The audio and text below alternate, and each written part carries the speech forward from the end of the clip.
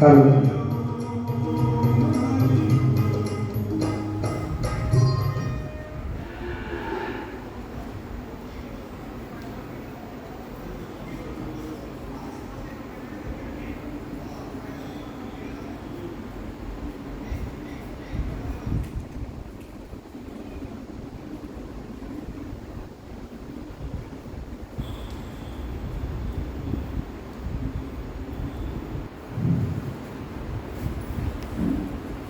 गुरुर्ब्रह्मा गुरुर्विष्णु गुरुर्देवो महेश्वरः गुरु साक्षात् परं ब्रह्म तस्मै श्री गुरुवे नमः। अज्ञानतिमिरान्धस्य ज्ञानाञ्जनशलाकया चक्षुरुन्मिलितं येन तस्मै श्री गुरुवे नमः। अज्ञानतिमिरान्धस्य ज्ञानाञ्जनशलाकया चक्षुरुन्मिलितं येन तस्मै श्री गुरुवे नमः। मन्नाथ श्री जगन्नाथ मद्गुरुं श्री जगद्गुरुं मदात्मा सर्वभूतात्मा तस्मै श्री गुरुवे नमः।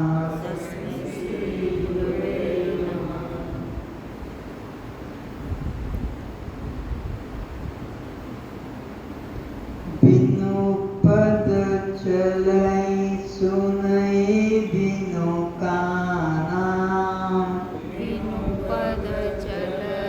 सुनै बिनु काना कर बिनु कर्म कर बिनु कर्म करहि विधि नाना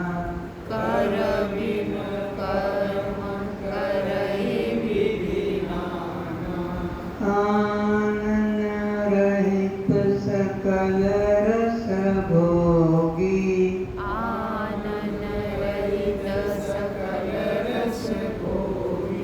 बिन जीवा वक्ता बड़ जोगी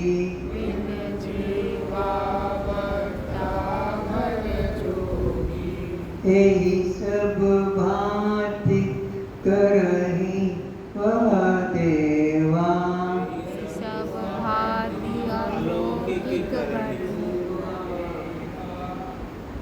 सद्गुरु बिन को जान न पावा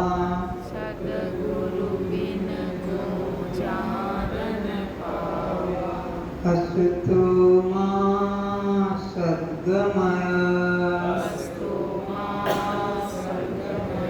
तमसो मां ज्योतिर्गमय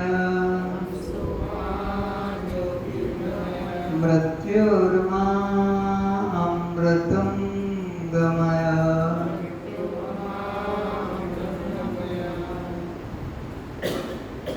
हे गुरु परमात्मा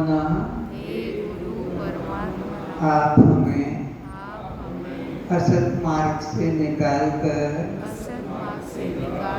परमात्मा के सत्य मार्ग पर चलाने की कृपा करें। हे गुरुदेव आप हमें अज्ञान मार्गों से निकालकर परमात्मा के ज्ञान मार्ग पर चलाने की कृपा करें।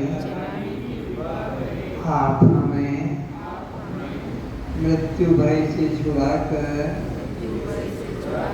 अमृत आत्मा का निश्चय कराने की, अनुभव कराने की कृपा करें।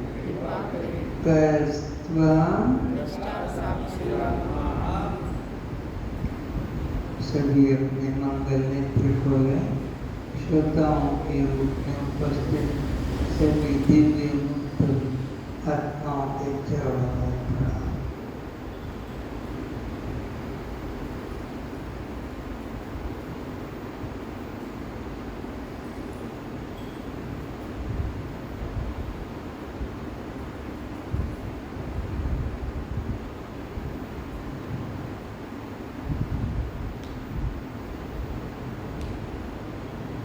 उपनिषद में वरुण ऋषि के पुत्र प्रभु जो अभी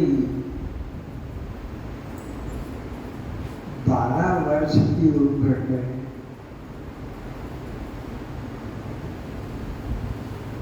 तो उसके मन में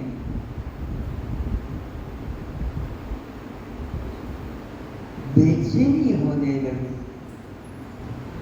व्याकुलता हो उठी कि ये जीवन किस लिए मिला। ये स्कूल की पाठ पढ़ने से, परीक्षा करने से, नौकरी करने से, जीवन निर्वाह करने से, तो पशु भी कर रहे हैं। बिना पढ़ाई के, बिना नौकरी के, आहार, निद्रा, भय और मैथुन, ये 4 काम तो पशु भी कर रहे हैं। मैं कॉलेज की डिग्री ले लूं, स्टूडेंट बन जाऊं, सरपंच बन जाऊं,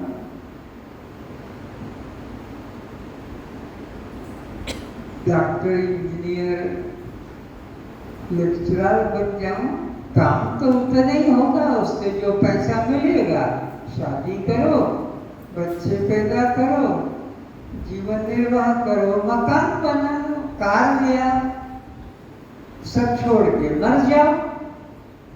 संग में कुछ भी नहीं जाता। कैसा ये जीवन है? किस लिए मुझे ये मनुष्य जीवन मिला? ये 12 वर्ष के बालक प्रभु के मन में शुभेच्छा चाहिए, सुविचारना चाहिए। कहाँ जाऊं, किसके पास जाऊं, कौन मुझे सही मार्ग बताएगा? सब तो फंसे हैं, कोई मंदिर में, कोई तीर्थ में, कोई माला में, कोई पूजा में, कोई माला में, जप में, किंतु शांति किसी को भी, ठहराव किसी को भी नहीं। कौन मुझे सही मार्ग बताएगा?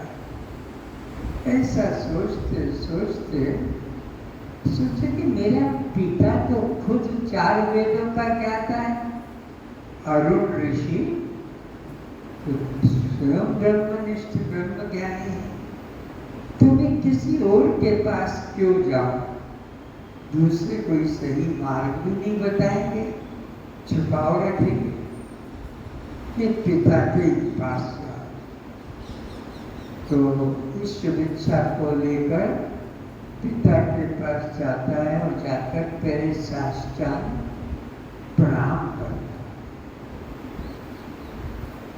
गुरु के निकट जाने का ये नियम है। गुरु को हाथ जोड़ के प्रणाम करते हैं। ये गुरु को प्रणाम करने वाले ये सच्चे शिष्य नहीं होते, सच्चे जिज्ञासु नहीं होते। ये काम चलाओ कि ये जानता है तो इससे पूछ लेते, नहीं तो गुरु तो साष्टांग प्रणाम किया जाता है। किया। पुत्र को देखकर पिता ने पूछा, हे वत्स, किस इच्छा से तुम मेरे पास आए हो? पिता को कहता है, पिताश्री, मेरे मन में ये जिज्ञासा जगी है कि मनुष्य जीवन का उद्देश्य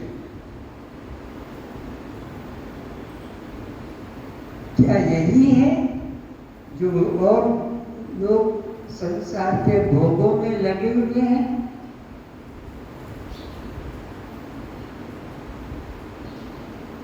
शास्त्र का ज्ञान आपको तो है, आप मुझे सही सही बताइए कि मानव जीवन की महिमा किस बात में है?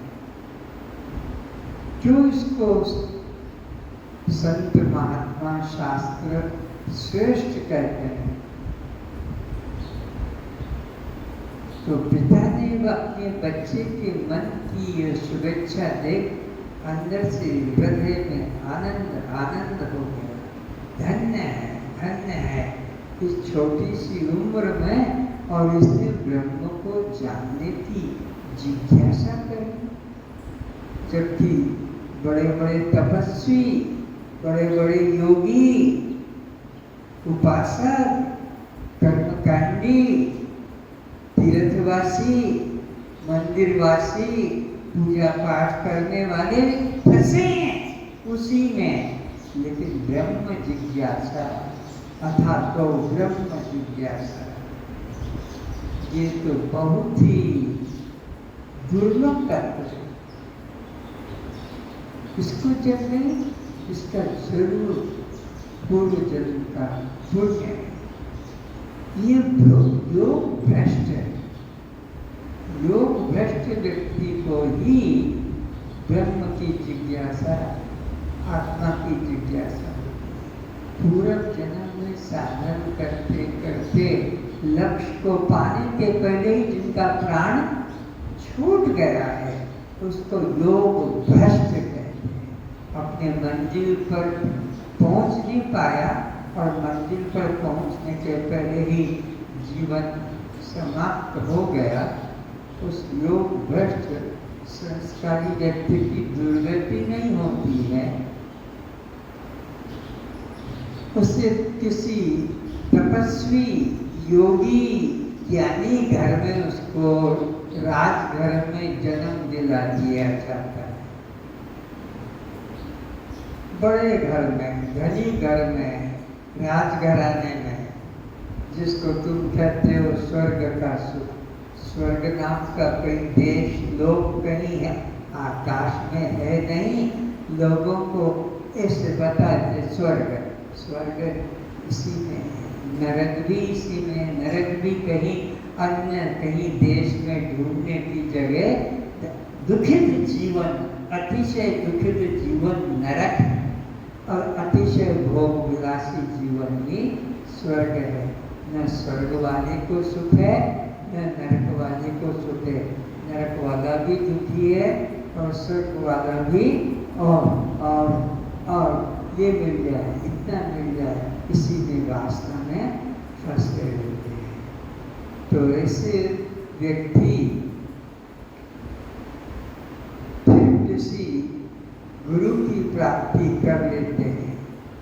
भोगों से जब मन तृप्त हो गया, राजघराने में पैदा हो गया, तो महल की इच्छा नहीं पाने की, गाड़ी घोड़ा रथ पाने की भी इच्छा नहीं, क्योंकि राजघराने में तो अपने आप पहले से ही सब उपलब्ध है। तो इस व्यक्ति को जो ब्रह्म जिज्ञासु है, अर्थात तो ब्रह्म जिज्ञासा जिसमें आत्मा को जानने की, मनुष्य जीवन में कल्याण कैसे हो, ऐसी जिसको जिज्ञासा जग गई है, ऐसे व्यक्ति जो है वह वहाँ रहकर फिर कोई सद्गुरु की प्राप्ति, कोई ज्ञानी गुरु की प्राप्ति हो जाती है। उसके द्वारा फिर वह आत्मज्ञान पाता है। तो अपने पिताश्री को ज्ञानी जानकर प्रश्न किया कि उस आत्मा को जानने का जो दुर्लभ देवताओं को दुर्लभ तत्व है आत्मा उपलब्धि, उस आत्मा को उपलब्ध करने का द्वार क्या है? तो उसने बताया कि उसको पाने का द्वार अन्न है, प्राण है, मन है, विज्ञान है, ये सीढ़ियां हैं। इन सीढ़ियों से चढ़ के उस आत्मा का अनुभव होता है। मीका देवी इसको थोड़ा पढ़ो मालिक के साथ। तो वह पिता से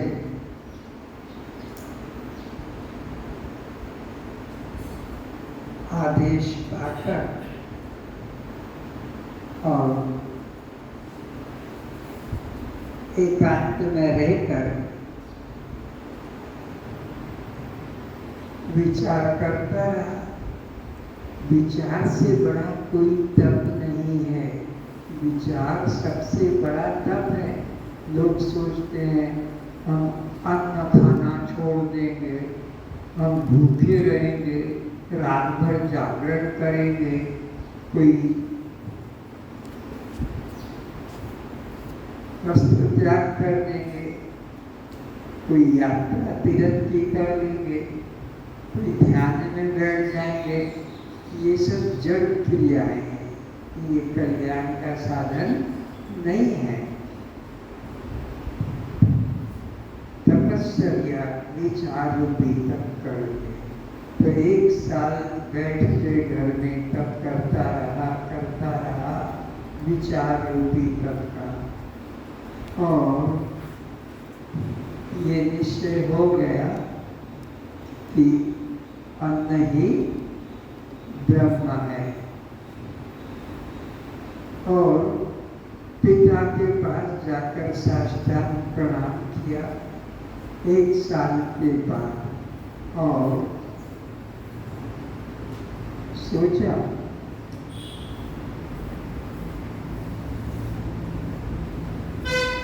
कि पिता को अपना अनुभव कहूं, तो अनुभव कि पिताजी अन्न ही ब्रह्म है, अन्न से सब जीव पैदा होते हैं, अन्न के द्वारा ही उनका पालन होता है, और मरकर फिर इसी पृथ्वी, ये भी इसी में अन्न होता है, इसी में चला जाता है।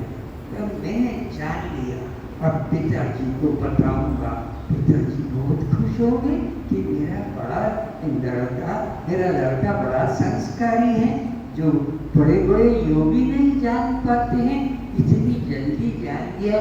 बहुत खुश हो गए, हृदय से लगाएंगे, ये कल्पना कर रहा है। पिता के पास जाने के पहले ही पिता के पास गया और कहा, पिताजी मैंने आपके उपदेश के अनुसार जाना कि वास्तव में अन्न ही ब्रह्म है, अन्न से सब पैदा होते हैं, अन्न से जीवन में रक्षा होती है, और अन्न में मरकर सब लीन हो जाते हैं। अन्न ही ब्रह्म। कहाँ? पिता ने कोई उत्तर नहीं दिया। पिता जो का त्यों शांत रहा। तो सोच रहा है अब आशीर्वाद देंगे, अब अपने मन से प्रशंसा करेंगे मेरी, लेकिन देखा कि पिता से कोई उत्तर ही नहीं आया, चुपचाप जो कि क्यों रहे। तो उसको मन में संदेह हो गया कि मेरे अनुभव में कुछ भूल हो गई है।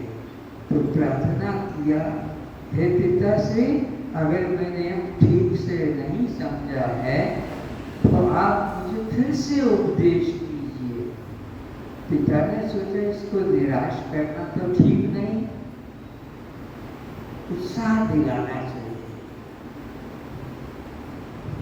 कि तुम प्राण ब्रह्म की उपासना करो, ताकि यह जिज्ञासा भाव से साधन करेगा, निराश नहीं होगा।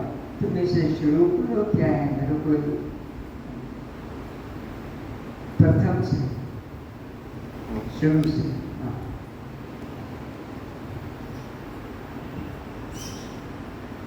अपने पिता के पास जाकर जब प्रभु ने इस प्रकार प्रार्थना की कि भगवान, मैं ब्रह्म को जानना चाहता हूँ, अतः आप कृपा करके मुझे ब्रह्म का तत्व समझाइए। तब वरुण ने भृगु से कहा, तात अन्न, प्राण, नेत्र, श्रोत्र, मन और वाणी, ये सभी ब्रह्म की उपलब्धि के द्वार हैं। इन सब में ब्रह्म की सत्ता स्फुरित हो रही है।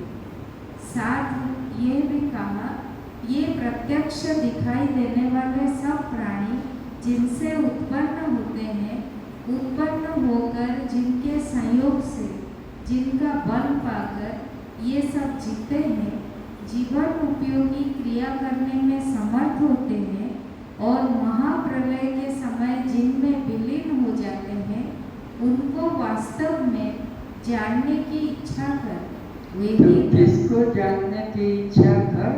जिससे ये सारा सृष्टि नाम रूप जगत उत्पन्न होता है और जिसकी शक्ति से ये जीवन निर्वाह की समस्त क्रियाएं करते हैं, और फिर जिसमें ये सब अंत में प्रलय में लीन हो जाते हैं, उस उत्पत्ति करता, स्थिति करता और पालन करता उस ब्रह्म को जानने की चेष्टा कर, तभी ये जीवन धन्य होता है। आगे इस प्रकार पिता का उपदेश पाकर भृगु ऋषि ने ब्रह्मचर्य और सम दम आदि नियमों का पालन करते हुए तथा समस्त भोगों के त्याग पूर्वक संयम से रहते हुए पिता जब तक मन एकाग्र नहीं होगा, मन विषयों के प्रति वैराग्य भाव नहीं लाएगा, जिनका मन ये खा जाऊं, ये पी जाए, ये ले दूं, ये दे दूं, ये बना दूं, वहाँ चला जाऊं, इस तरह बहिर्मुखी जब तक मन रहता है वह आत्मचिंतन नहीं कर सकता है। वैराग्यवान व्यक्ति ही आत्मा का चिंतन करने का पात्र बनता है। इस तरह से पिता का उपदेश उसे मिला। समस्त भोगों के त्याग पूर्वक संयम से रहते हुए पिता के उपदेश पर विचार किया, यही उनका तप था।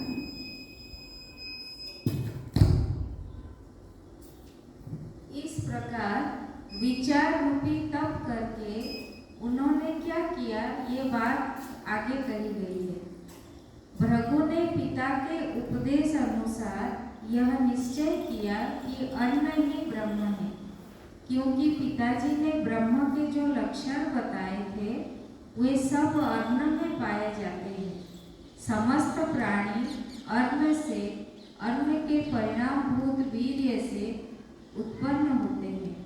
अन्न से ही उनका जीवन सुरक्षित रहता है और मरने के बाद अन्न स्वरूप इस पृथ्वी में प्रविष्ट हो जाते हैं। इस प्रकार निश्चय करके वे पुनः अपने पिता वरुण जी के पास आए।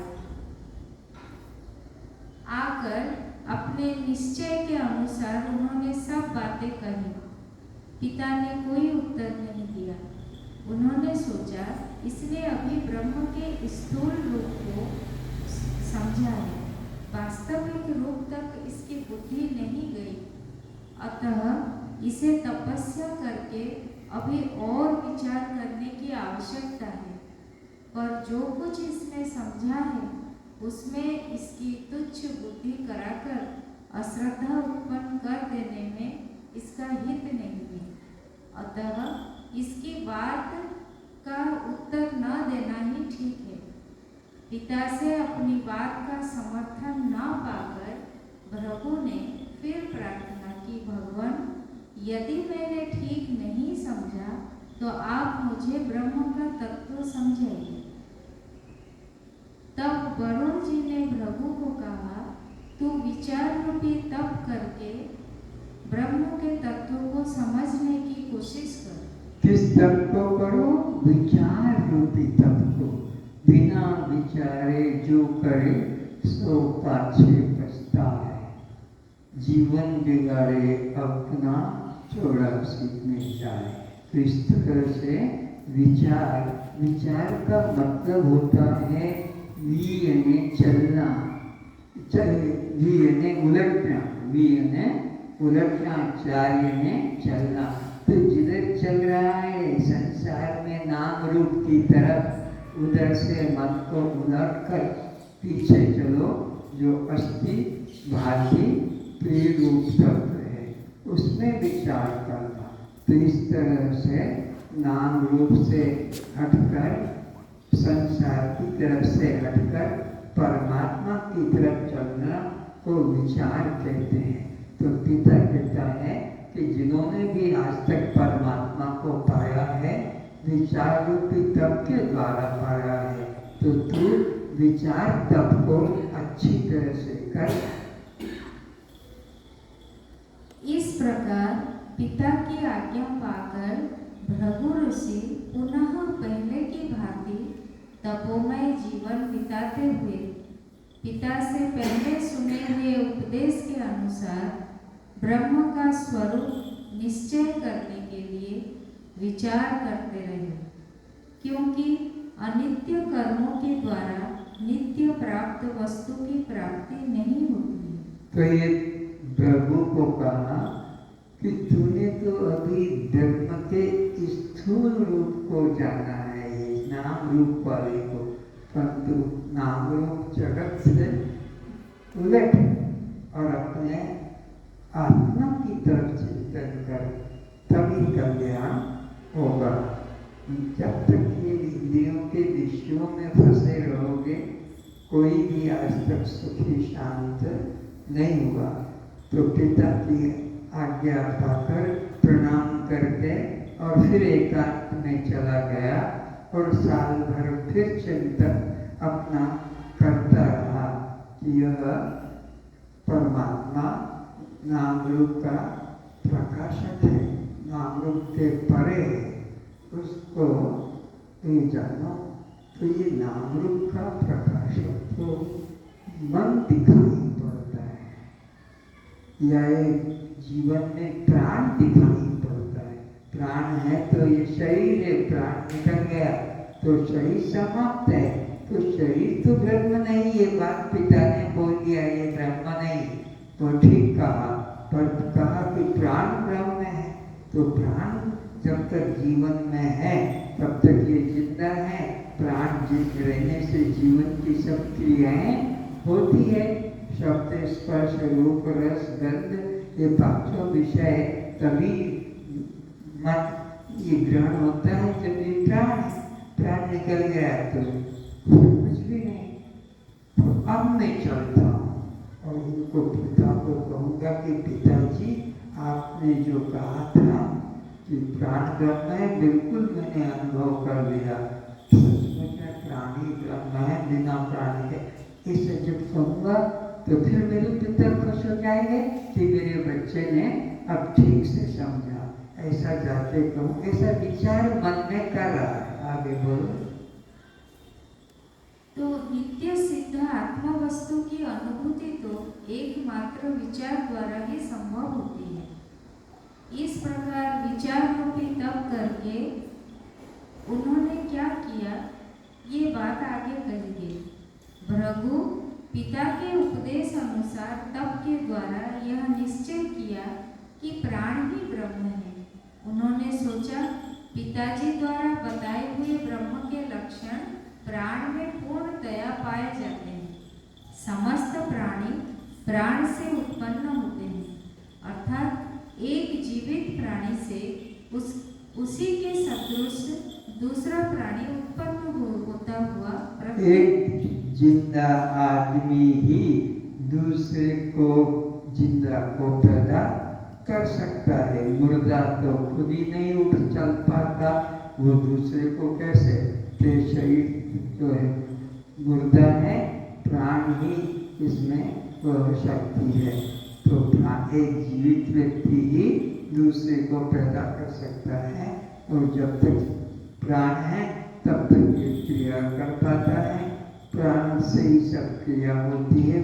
भूख प्यास भी प्राण से लगती है। अगर प्राण न होगा तो मरने की अवस्था हो जाएगी।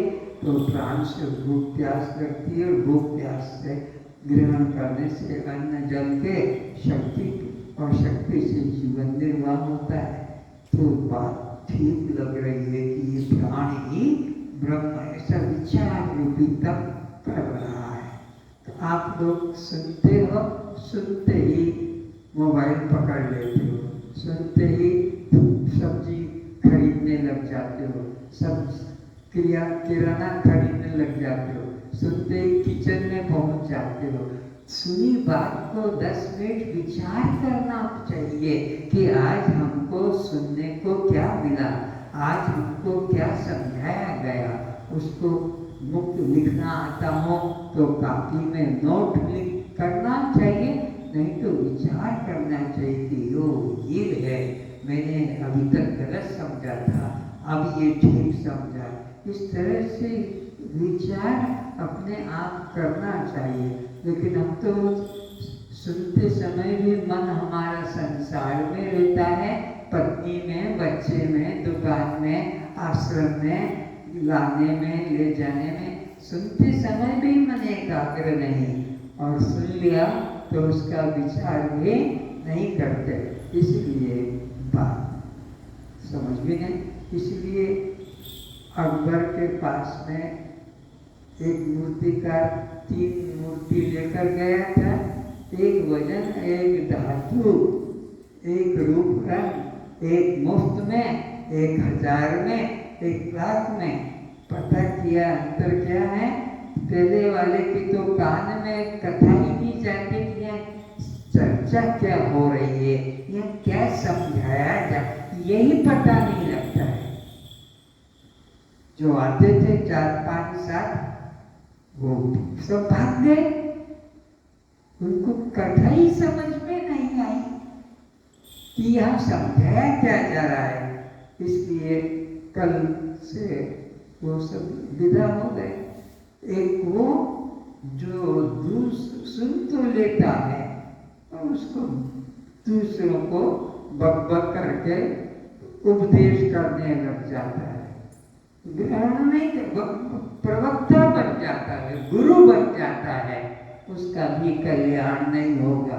खुद उस वस्तु में, तत्व में धारण स्थित नहीं हुआ और दूसरे को उपदेश करने लग गया, गुरु बन गया। इतने मेरे शिष्य हैं, वो गांव वाले मेरे शिष्य हैं, वो मेरे शिष्य हैं, और खुद उस तत्व में स्थित नहीं हुआ, इसका भी कल्याण नहीं होगा।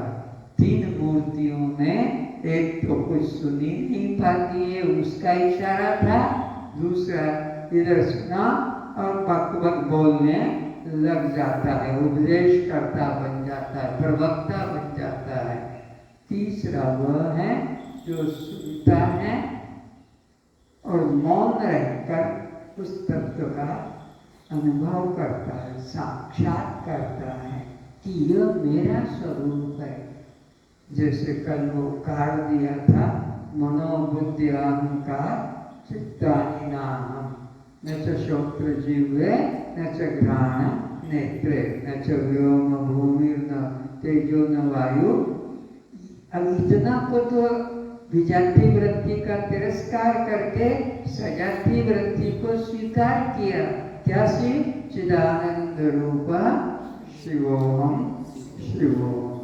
ये सार को पकड़ लिया और तुमने सुना उधर बक बक करके लोगों को बता दिया, ये तू नहीं, ये तू नहीं, पर तू क्या है ये तो कभी निश्चय नहीं किया, लोगों को बता दिया, तू ब्रह्म है, तू दृष्टा है, तू साक्षी है। तेरी बात को कौन पकड़ेगा? तू खुद अपने देह भाव में, शिष्य भाव में, आश्रम के भाव में, जाति के भाव में, परिवार के भाव में, कि धन कमाने के भाव में, कौन कितना दिया, कौन कितना देता है, वहाँ ज्यादा मिलेगा, यहाँ कम मिलता है, वहाँ हाँ ये तो तेरा तो संसार छोटा नहीं है और तू प्रवक्ता बन गया, तू गुरु बन के घूम रहा है, कल्याण नहीं होगा। बोलना भी जरूर, मौन रहो। कोई दूसरा है जिसको उपदेश करोगे, पहले अपने को उपदेश करो कि तू खुद कौन है, अपने को निष्ठा उसमें जगे। फिर कोई जिज्ञासु निकलेगा, वो पूछेगा, उसे भी पात्र देखकर, अधिकारी देखकर उपदेश करो, नहीं तो सबको ब्रह्म हो, छोड़ो कर्म, छोड़ो उपासना, छोड़ो मंदिर माला, तो दुर्गति को पाएगा। जो कर रहा है वो भी छूट जाएगा और असली बात पकड़ में आई नहीं, उभय पद भ्रष्ट हो जाएगा, लोक परलोक दोनों से गिर जाएगा। इसलिए अधिकारी को ये ज्ञान दिया जाता है, पात्र को ज्ञान दिया जाता है, गुरु परीक्षा करके और फिर उसको ज्ञान सुनाता है। और जो गुरु को साक्षात परम ब्रह्म जानकर और उनकी आज्ञा का पालन करता है, उसमें ये ज्ञान ठहरता है, सब में नहीं ठहरता है। जो गुरु को एक साधारण व्यक्ति हाथ जोड़ ली, नमस्कार हो गया गुरु को, ये तो गुरु की लक्ष्य है। समर्पित हो जाना है, तन से, मन से और धन से, तीनों से समर्पित होने को शरणागति कहते हैं। तो इस तरह से विचार रूपी तप को बालक अपने पिता के आज्ञा से सुनकर और सोचता है कि पिता ने जैसे मुझसे कहा कि यह प्राण ब्रह्म है, तो मैंने समझ लिया, पिता ने जो कहा अब वो मेरे जीवन में अनुभव में घट गया कि प्राण ही जीवन है, प्राण से ही भूख प्यास लगती है, प्राण से ही जीवन में रक्षा है और प्राण निकलने पर इसका कोई मूल्य नहीं। तो अब मैं पिताश्री को जाकर अपना अनुभव सुनाऊंगा। बोलो आगे।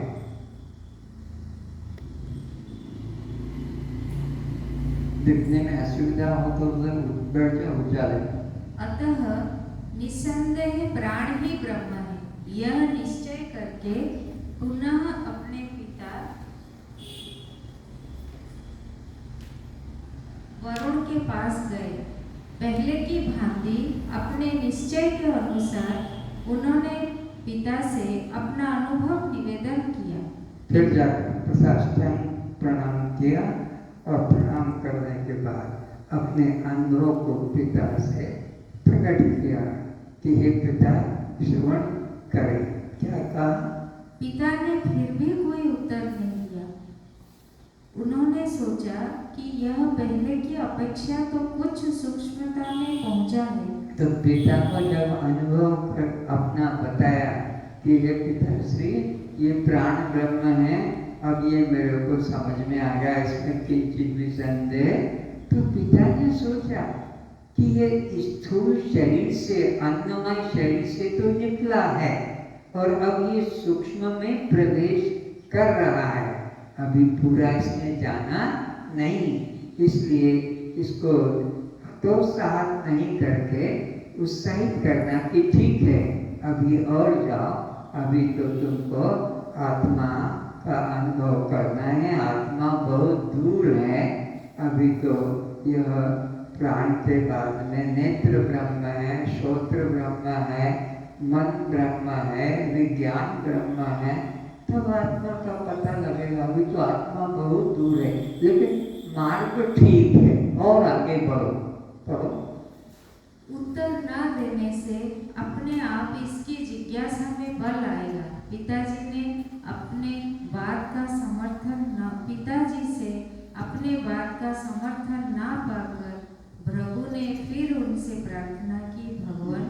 जब देखा कि पिताजी ने मेरी प्रशंसा भी नहीं की, बिट्टू ने ठीक समझा है, निराश तो नहीं किया, लेकिन ये भी तो सोचा कि मैंने ठीक नहीं समझा। फिर पूछूं कि हे पिताश्री, अगर ये प्राण ब्रह्म नहीं है तो मुझे और समझाइए कि सत्य क्या है।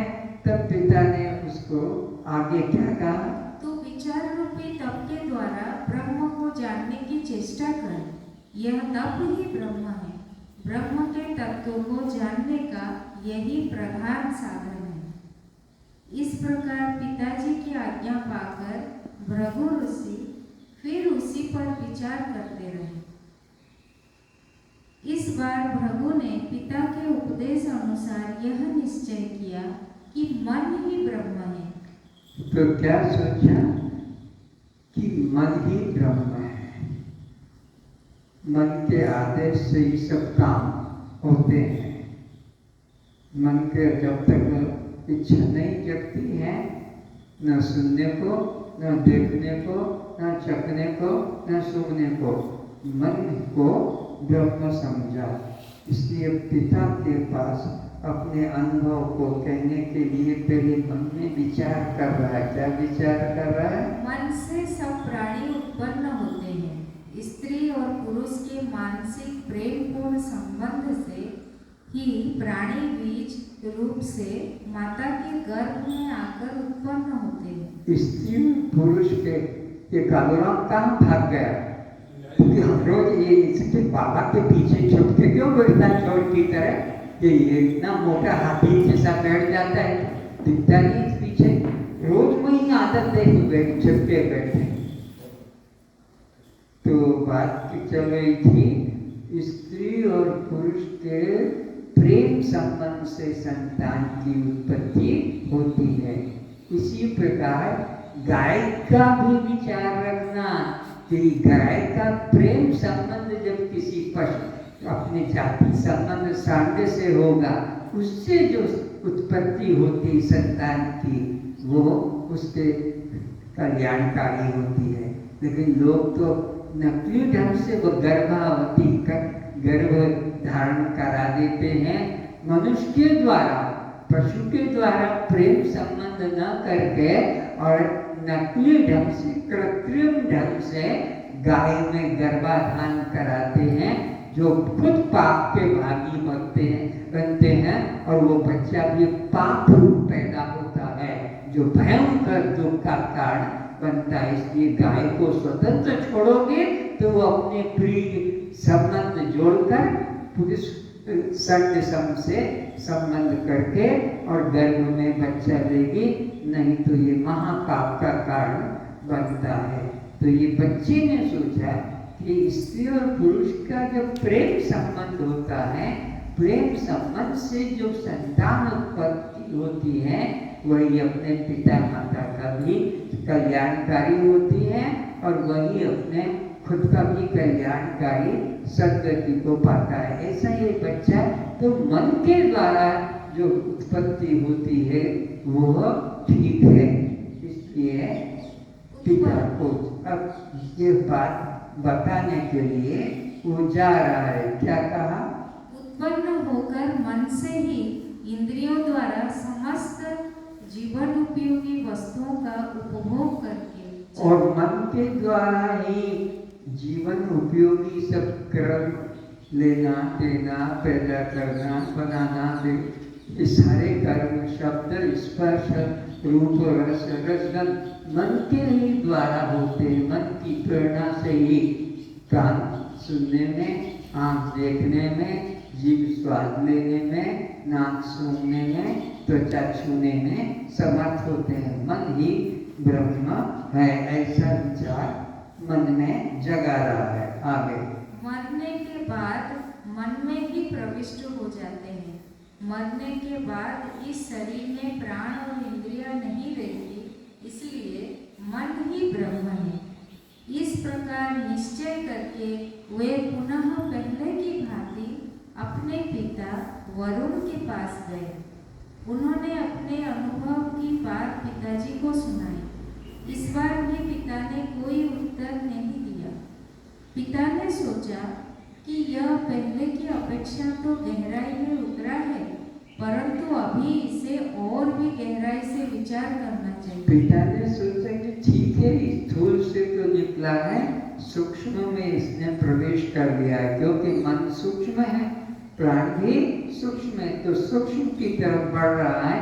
उसे अभी निराश नहीं करना चाहिए, इसको और उत्साहित करना चाहिए, क्योंकि परमात्मा तो अभी और आत्मा तो अभी और आगे है। अभी तो मन के बाद बुद्धि है, बुद्धि के बाद में विज्ञान है, उसके बाद में है। इसलिए पिता फिर भी चुप रहा कि वाह वाह, तूने बहुत अच्छा किया, तू वो चीज समझ गया जो बड़े योगी तपस्वी नहीं समझते हैं। ऐसा भी पिता ने कुछ उसको चुप रहा, मौन रहा। उसके मन में फिर संदेह हुआ कि अभी भी मैंने सचमुच में आत्मा को जाना, परमात्मा को जाना नहीं है। तो पिता से मैं प्रार्थना करूं, हे पिताश्री, अगर मैंने परमात्मा को ठीक से नहीं जाना है कि ये मन ही ब्रह्म है, अगर यह बात गलत है, ठीक से मैंने नहीं समझा है, तो फिर आप बताइए कि वो ब्रह्म कैसा है जिसको मैं जानूं और मेरा जीवन धन्य हो सके। इस तरह से पिता से जाकर प्रार्थना करने का विचार किया। तो तब वरुण ने पुनः वही उत्तर दिया कि तू विचार रूपी तप के द्वारा ब्रह्म के तत्व को जानने की इच्छा कर। आज तक जिन्होंने भी ब्रह्म को पाया है, न कर्म से पाया है, न योग से, न तप से पाया है, विचार रूपी तप के द्वारा ही परमात्मा को पाया है। तो विचार रूपी तप को और तीव्र कर और बढ़ा, ताकि तू उस परमात्मा का साक्षात्कार करने में समर्थ हो सके। अब विचार करके उन्होंने यह निश्चय किया कि यह विज्ञान स्वरूप चेतन जीवात्मा ही ब्रह्म है। भृगु ने सोचा, पिताजी ने जो ब्रह्म के लक्षण बताए थे वे सब के सब इसमें पाए जाते हैं। ये समस्त प्राणी जीवात्मा से ही उत्पन्न होते हैं। सजीव चेतन प्राणियों से ही प्राणियों की उत्पत्ति प्रत्यक्ष देखी जाती है। उत्पन्न होकर इस विज्ञान स्वरूप जीवात्मा से ही जीते हैं। यदि जीवात्मा ना रहे तो ये मन, इंद्रिया, प्राण आदि कोई भी शरीर में नहीं रह सकते और कोई भी अपना काम नहीं कर सकते, तथा मरने के बाद ये मन आदि सब जीवात्मा में ही प्रविष्ट हो जाते हैं। जीव के निकल जाने पर मृत शरीर में यह सब देखने में नहीं आते। अतः विज्ञान स्वरूप जीवात्मा ही ब्रह्म है। ऐसा मन में विचारा कि यह जीव के द्वारा ही सब प्रकार की क्रियाएं होती है, और यही अगर निकल गया तो कोई भी क्रिया इस शरीर में नहीं होती है। तो यह विज्ञान स्वरूप जीवात्मा ही ब्रह्म है। इसके होने से जीवन है, इसके होने से ही इंद्रियां काम करती है, फिर मन काम करता है। ऐसा सोचकर अब पिता को जाकर अनुभव प्रकट करता है। इस बार भी पिताजी ने कोई उत्तर नहीं दिया। पिता ने सोचा, इस बार वो बहुत कुछ ब्रह्म के निकट आ गया है। इसका विचार स्थूल और सूक्ष्म दोनों प्रकार के जड़ तत्वों से ऊपर उठकर चेतन जीवात्मा तक पहुंच गया है। परंतु ब्रह्म का स्वरूप तो इससे भी विलक्षण है। वे तो नित्य आनंद स्वरूप एक अद्वितीय परमात्मा है। इसे अभी और तपस्या करने की आवश्यकता है। पिता ने उसके अनुभव को सुनकर कि जीव ही ब्रह्म है, ये जीवात्मा ब्रह्म है, यह सुनकर भी कोई जवाब नहीं दिया। और पिता ने सोचा कि यह प्रतिबिंब तक तो पहुंच गया है, पर कभी प्रतिबिंब ब्रह्म नहीं, बिंब ब्रह्म होता है। बिंब ने जिसका ये जीवात्मा प्रतिबिंब पड़ता है, बुद्धि में जिसका प्रकाश पड़ता है, वह ब्रह्म है। सूर्य का प्रकाश पानी में गिरता है, वो प्रतिबिंब कहलाता है। सूर्य को बिंब कहा जाता है, तो वो बिंब से ये प्रतिबिंब अलग नहीं, पर यह बिंब भी नहीं है। बिंब से, सूर्य से, पानी में दर्पण में दिखने वाला सूर्य वो असली नहीं है, पर उससे भिन्न भी नहीं है। ऐसा तो इसको भी उस बिंब स्वरूप परमात्मा का अनुभव करने के लिए और साधन, तपश्चर्या, विचार रूपी तप करना होगा। प्रतिबिंब ब्रह्म नहीं है, ऐसा पिता ने मन में सोचा और उससे कहा कि तू और विचार रूपी तप कर और तू उससे उसको पा सकेगा। इस प्रकार पिताजी की आज्ञा पाकर भृगु ने पुनः पहले की भांति संयम पूर्वक रहते हुए पिता के उपदेश पर विचार किया। विचार करके उन्होंने क्या पाया कि इस बार भृगु ने पिता के उपदेश पर गहरा विचार करके यह निश्चय किया कि आनंद ही ब्रह्म है। ये आनंद घन परमात्मा ही अन्नमय, प्राणमय, मनोमय, विज्ञानमय, आनंदमय आदि सबके अंतरात्मा है। पिता के उपदेश को सुनकर एकांत में विचार करने लगा कि वास्तव में ये आनंद ही ब्रह्म है। उस आनंद को लेकर ही यह बुद्धि, आनंद को लेकर ही यह तुम्हारा मन, आनंद को लेकर ही तुम्हारी पांचों ज्ञानेंद्रियां, आनंद को लेकर ही पांचों कर्मेंद्रियां, अब सब कुछ उस आनंद के लिए करते हैं। आनंदो ब्रह्मेति विजानाति, आनंद के लक्ष्य के लिए। न कोई पति से प्यार है, न किसी को पत्नी से प्यार है, न किसी को पशु से प्यार है, न किसी को अपने इंद्रियों से प्यार है, न स्वर्ग से, न बैकुंठ से, न तीर्थ से, न गंगा से। आत्मस्तु कामाय सर्वम प्रियम भवति, आत्मा से भी सबको प्यार है। उस नाते से ये पति से, उस नाते से पत्नी से, उसके नाते से पशु, अपने में सुख की प्यास है। उस नाते से इससे सुख मिलेगा, इससे सुख मिलेगा, इससे सुख मिलेगा, इससे सुख मिलेगा। आत्मस्तु कामाय सर्वम प्रियम भवति, सबसे प्रेम का संबंध जोड़ता है अपने सुख के लिए। आत्मा बारे द्रष्टव्य, श्रोतव्य, मंतव्य, इत्यादित्यो। याज्ञवल्क्य महाराज अपनी मैत्री को भी यही उपदेश करते कि हे मैत्री, ये आत्मा ही आनंद है, आत्मा से ही यह सब लोभ और सब भोग है। आत्मा को छोड़कर कहीं यह उस बालक ने अपने अंदर, उस 12 वर्ष के बालक भृगु ने अपने मन में ये बुद्धि में बात ले आया कि पिताजी ने जो कहा है वो ठीक है, आत्मा ही आनंद है, आत्मा ही ब्रह्म है, आत्मा से ये सब लोभ और भोग हैं। और उसको पिता के पास जाने की जरूरत नहीं पड़ी। उस उपदेश में ही वो शांत हो गया और पिता के पास जाकर फिर पूछने की जिज्ञासा नहीं जगी कि हे पिताश्री, मैंने ये जाना है, वो सुनिए, लेकिन अब खुद शांत हो गया।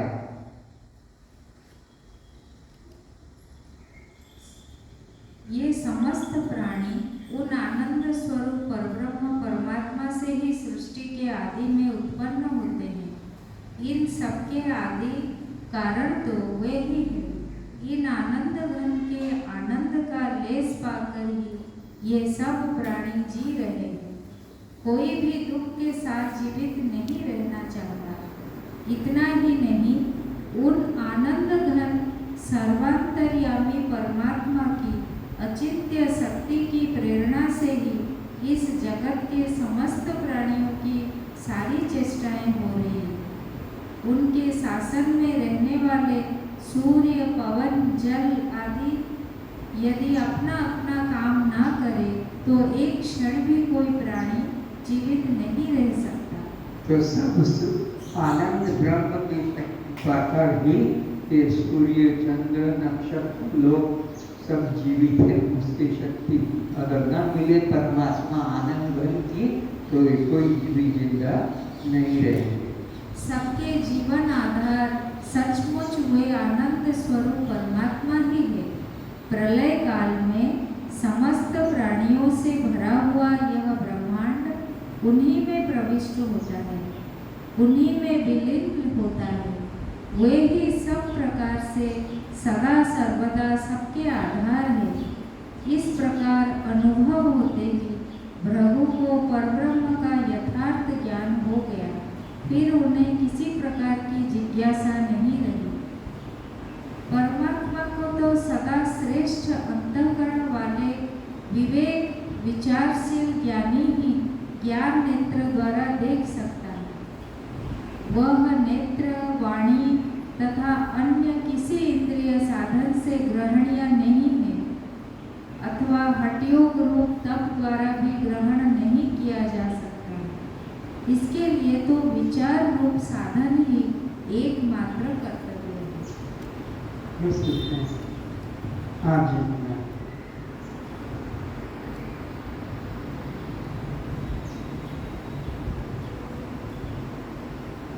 एक भजन बोलो इस काया का।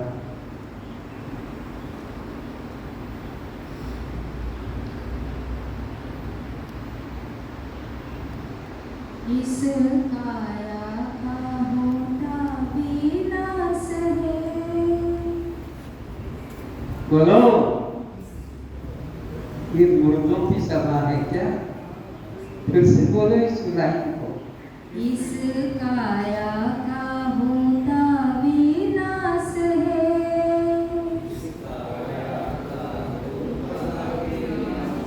ये जो तुम शरीर लेकर बैठे हो पंचभूत का 25 तत्व का, यह नाशवान, ये नाशवान शरीर को जब तक तुम अपना रूप मानोगे तब तक 84 लाख योनियों के बार बार चक्कर काटते रहोगे और परमात्मा को भी बार बार पृथ्वी पर अवतार लेना पड़ेगा और उपदेश करना पड़ेगा।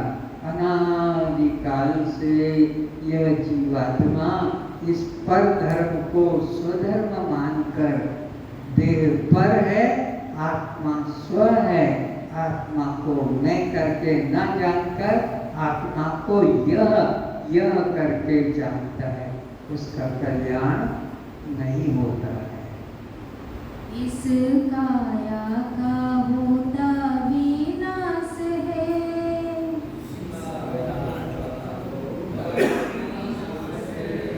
तू तो साक्षी स्वयं प्रकाश है।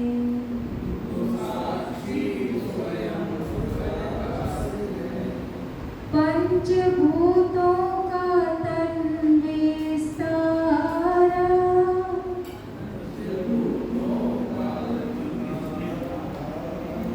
पंचभूतों का तन विस्तारा, भूतों का तन विस्तारा। ये शरीर जो निर्मित हुआ है किसके द्वारा हुआ है? पंचभूतों के 25 तत्वों के द्वारा।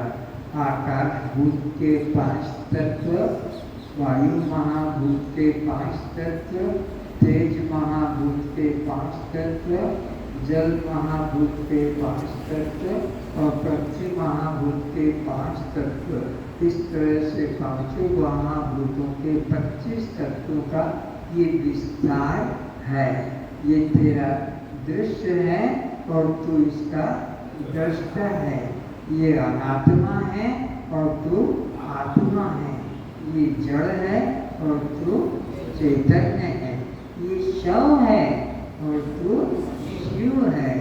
ये पर प्रकाश है और तू स्वयं प्रकाश है। स्वयं प्रकाश होकर, शिव रूप होकर, आत्मा रूप होकर, चेतन रूप होकर और तू यह शरीर को मानना है। तेरी बुद्धि नष्ट हो गई, तेरी बुद्धि भ्रष्ट हो गई। और उसी कारण से ये 84 का चक्कर चल रहा है। पंचभूतों का तन विस्तारा, भूतों का तन विस्तारा, तू तो दृष्टा है देखनहारा।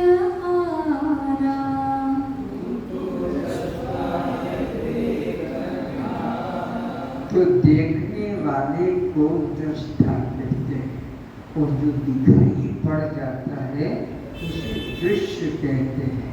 तो दृष्टा कभी दृश्य नहीं बनता है।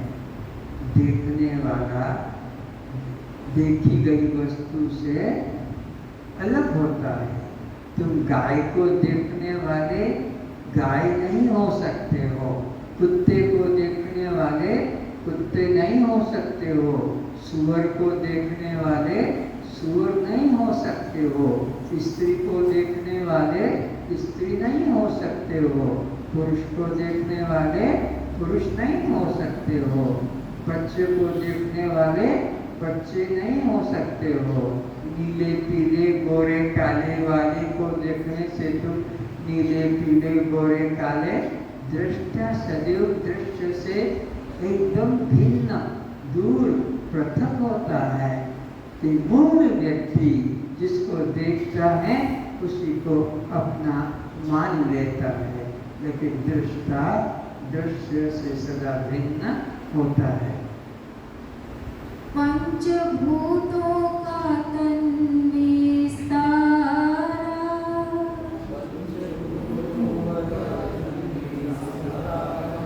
क्या मरे मरे बोलते हो? आवाज नहीं थी, खाया नहीं तुम लोगों ने।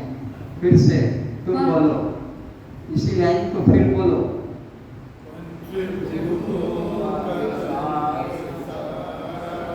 तू तो ज्ञाता है जाननहारा,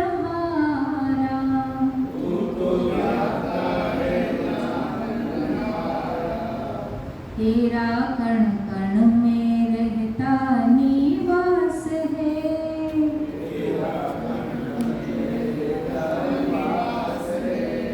तू तो साक्षी स्वयं प्रकाश है।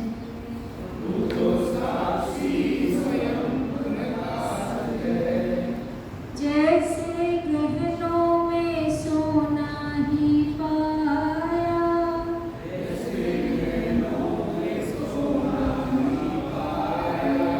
तैसे घट घट में तू ही समाया।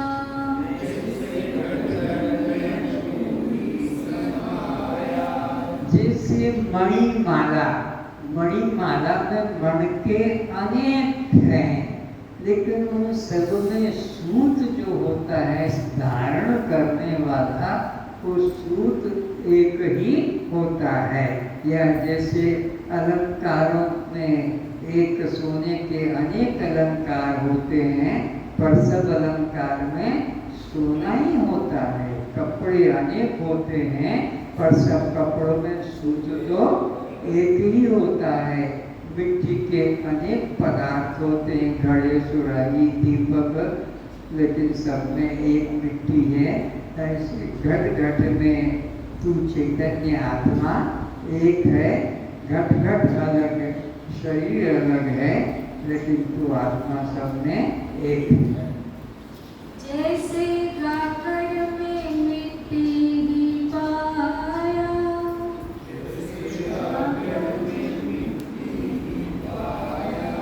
तैसे घट घट में तू ही समाया।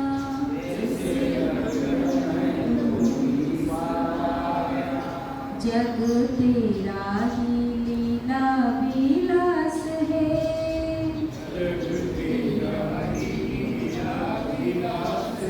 तो जैसे ये मणके एक दूसरे से अलग अलग दूर दूर है, हर छोटे से छोटे मणके भी और बड़ा मणका भी, ये बड़ा मणका ये बीच का मटका, इस तरह से मणके अलग अलग हैं।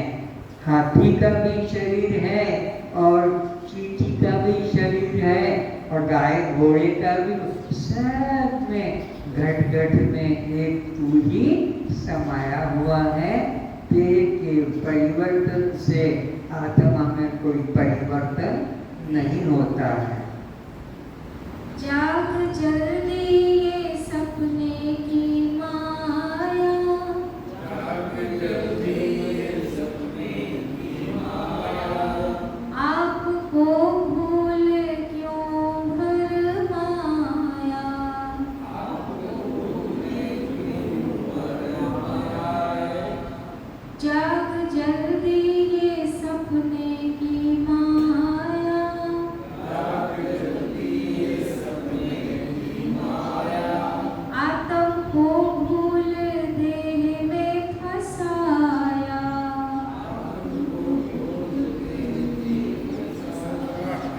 तूने ये जो मोह ममता की है, ये मेरा है, ये मेरी है और ये मेरे हैं, इन तीन संबंधों में तू फंस गया है। न कोई तेरा, न कोई तेरी, न कोई तेरे, लेकिन तूने इनको मेरा, मेरी और मेरा मानकर स्वतंत्र मुक्त जीवन को बंधन में बांध लिया है।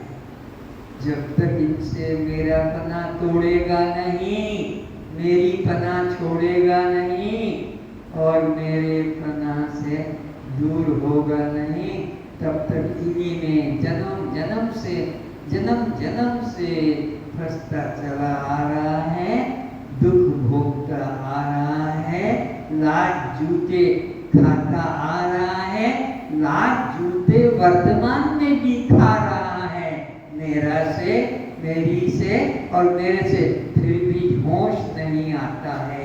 इसलिए उठ जा मुसाफिर, रे न भई भोर भई, अब रे न कहाँ जो सोवत है। सच्चे संत जागे संत, उन सोए हुए को जगा रहते, उठ जाग। ज्ञान की यह अवस्था पाने का मनुष्य मिला है, इसमें तू कब तक देह भाव में, जाति भाव में, आश्रम भाव में, संबंध में फंसा रहेगा।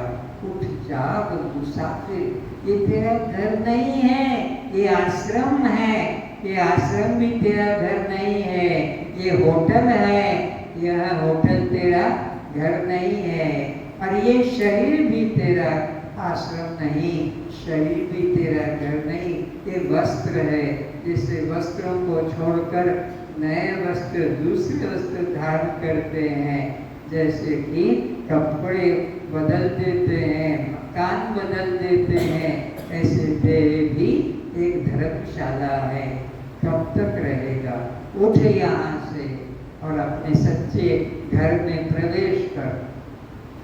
स्वामी होके बना क्यों दास रे, होके बना क्यों दास रे, ब्रह्म होके बना क्यों जीव रे,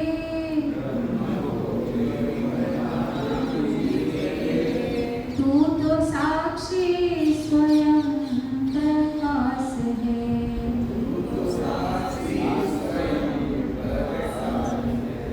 भूल तेरी है तू ही मिटा दे, भूल तेरी है तू मिटा दे, पूर्ण